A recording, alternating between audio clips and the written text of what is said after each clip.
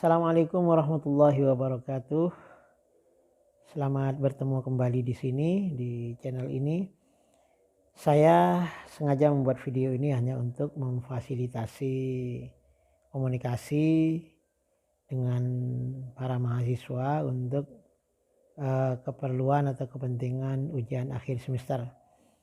Di dalam video ini akan kami jelaskan beberapa hal yang kemudian nanti akan diakhiri dengan pertanyaan-pertanyaan yang harus dijawab oleh mahasiswa. Penjelasan pertama, uraian pertama dari saya adalah kita seringkali melakukan tamasya ya ke beberapa tempat, terutama saat libur seperti ini. Lalu kemudian kita juga sering menggunakan beberapa fasilitas umum yang berbayar. Satu contoh, kita misalnya menggunakan toilet umum, kemudian menggunakan pemandian umum dengan harga yang telah ditentukan. Misalnya dipampangkan di pintu masuk itu 2.000 untuk mandi, 1.000 untuk wudhu, atau 2.000 untuk kencing, 5.000 untuk mandi, dan lain sebagainya. Nah, saya ingin Anda mengurai dengan pendekatan, dengan metode ijtihad yang sudah diajarkan, apakah dengan memakai qiyas, apakah dengan memakai istishab, istihsan, istislah, ataupun saddu dzari'ah atau yang lainnya. Gunakan pendekatan-pendekatan ini untuk menentukan pertama sebenarnya bagaimana status hukum dari penggunaan fasilitas umum yang berbayar itu.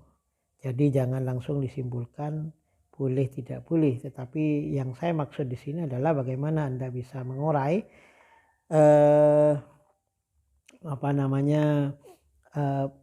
pendekatan, metode yang digunakan untuk kemudian menyimpulkan sebuah hukum itu. Silakan gunakan teori-teori yang sudah pernah diberikan di mata kuliah. Itu yang pertama. Kemudian ada satu kasus di mana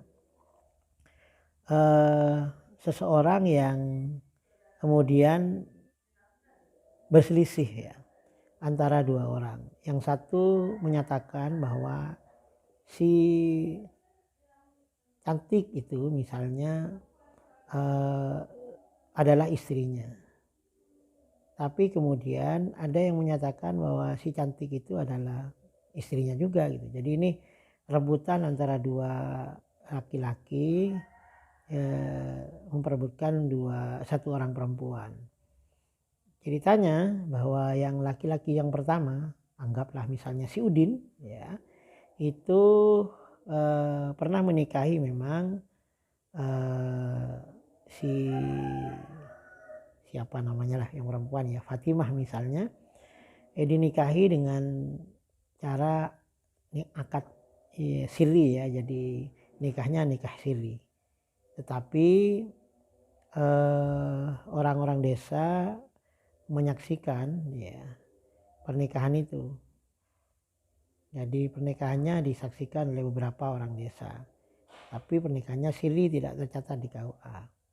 Setelah lama setelah pernikahan itu kemudian si suami ini melakukan perjalanan keluar kota atau keluar negeri yang sangat lama sekali sehingga tidak ketemu rimbanya. Apakah dia sudah mati atau belum. Kemudian karena sudah terlalu lama dan tidak ada kabar, maka si Fatimah ini kemudian melakukan pernikahan dengan laki-laki lain. Taruhlah namanya misalnya Joko.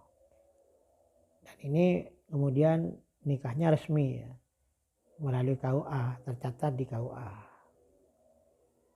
Udah.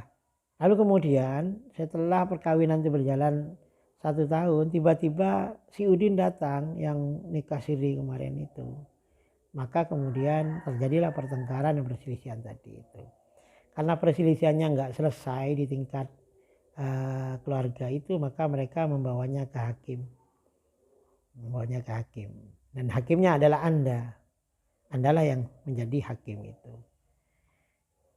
Pertanyaan saya, bagaimana cara Anda memutuskan perkara yang terjadi, perselisihan yang terjadi antara si Udin dengan si Joko tadi itu, yang memperebutkan seorang Fatimah?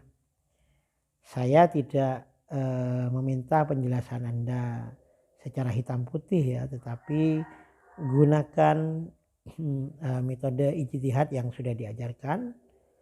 Sekali lagi, apa yang akan Anda gunakan silahkan, dan nanti dari metode ijtihad yang ada itu Anda bisa menyimpulkan pada akhirnya seperti apa. Jadi sekali lagi, ulasan yang paling penting adalah bagaimana Anda kemudian mengulasnya menjadi alasan yang berbobot begitu. Paling akhir dari pertanyaan saya adalah, ini pertanyaan saja tanpa uraian. Kalau Anda pernah belajar tentang, ini pertanyaan ketiga ya dicamkan, tentang maslahah, ada namanya maslahah mulghah gitu ya. Ada namanya maslahah mulghah. Nah, tolong Anda urai. Maslahah mulghah itu kok masih disebut maslahah ya, padahal sudah mulghah. Kenapa? Kemudian beri contoh ya. Jadi pertama uraiin contohnya dulu deh. Seperti apa maslahah mulghah itu.